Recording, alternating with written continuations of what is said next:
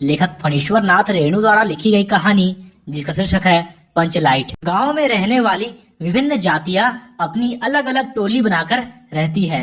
उन्हीं में से महतो टोली के पंचों ने पिछले 15 महीने से दंड जुर्माने के द्वारा जमा पैसों से रामनवमी के मेले से इस बार पेट्रोमैक्स खरीदा था।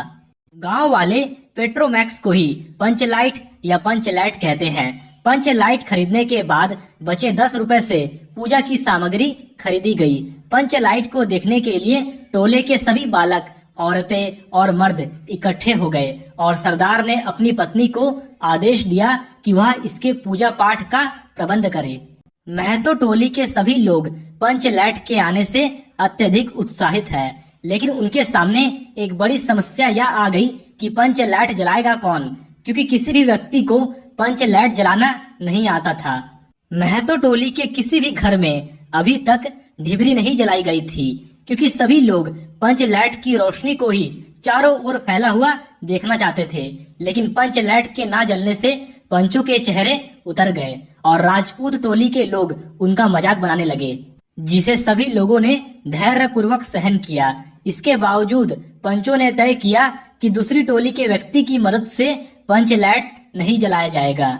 इधर गुलरी काकी की बेटी मुनरी गोधन से प्रेम करती थी और उसे पता था कि गोधन को पंचलैट जलाना आता है, लेकिन पंचायत ने गोधन का हुक्का पानी बंद कर रखा था। इसके बाद मुनरी ने अपनी सहेली कनेली को और कनेली ने यह सूचना सरदार तक पहुंचा दी कि गोधन को पंचलैट जलाना आता है। फिर सभी पंचों ने सोच विचार करके अंत में यह निर्णय लिया कि गोधन को बुलाकर उसी से पंचलैट जलवाया जाए।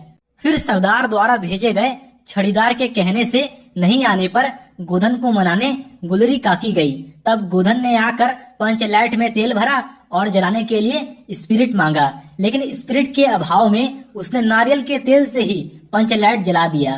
पंचलैट के जलते ही टोली के सभी सदस्यों में खुशी की लहर दौड़ गई। लोगों ने एक स्वर में महावीर स्वामी की जय ध्वनि की और कीर्तन शुरू हो गया।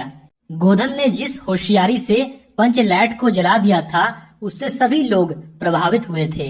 गोधन के प्रति सभी लोगों के दिल का मैल दूर हो गया और गोधन ने सभी का दिल जीत लिया। इसके बाद मुनरी ने बड़ी हसरत भरी निगाहों से गोधन को देखा। सरदार ने गोधन को बड़े प्यार से अपने पास बुलाकर कहा कि तुमने जाति की इज्जत रखी है। और अंत में गुलरी काकी ने गोधन को रात के खाने पर आमंत्रित किया।